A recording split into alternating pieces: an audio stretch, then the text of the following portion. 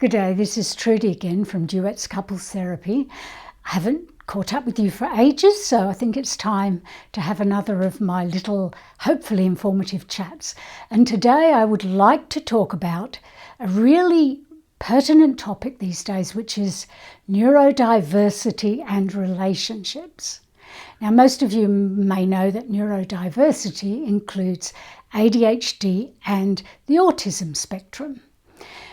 Now, this does impact relationships, especially if one partner's neurodiverse and the other is not, because very often the partner who is not neurodiverse can get the impression that their partner doesn't care about them, doesn't give them the usual sort of signals, that maybe doesn't pick up on some of the signals that they might need a hug, or that they might misinterpret some of the expressions or the communications. So couples therapy is very, very much needed very often if you're in such a situation.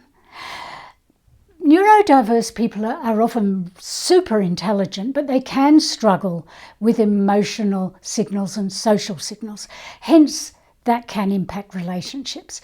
Let me tell you a little story. When I was a child, quite a young child of about 7, and was at school in the UK, I had a lovely teacher in a lovely class, and one day we had to colour in and cut out paper soldiers.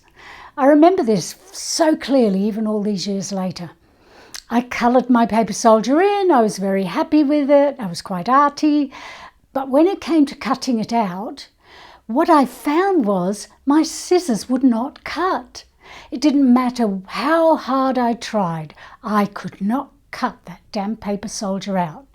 Everyone else in the classroom seemed to find it a breeze, but there was I, unable to do a simple task like that. I even ended up tearing at the paper soldier just to try to make it work. Finally, I gave up and in absolute despair took it up to the teacher, burst into tears and said, "I can't do it." The teacher, I'll never forget, gave me a pitying look. She couldn't understand it either.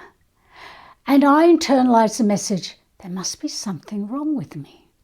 It wasn't till years later that I understood finally that I was left-handed in a right-handed world.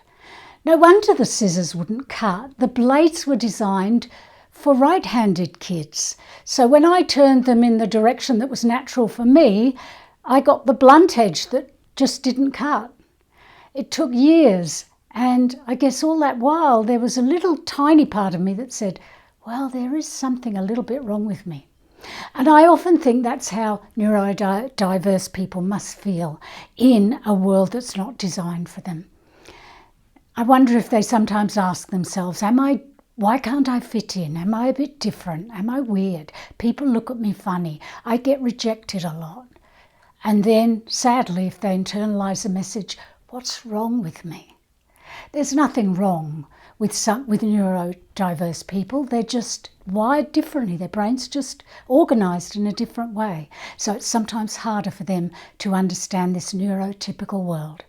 There is hope. Couples therapy works just as well with neurodivergent people as neurotypical people. It might take a little longer, it might require a little more logical and rational explanations, but it works absolutely. So if you feel that you or your partner may be neurodiverse, first a diagnosis can be extremely helpful and liberating because it can help to unlock understanding.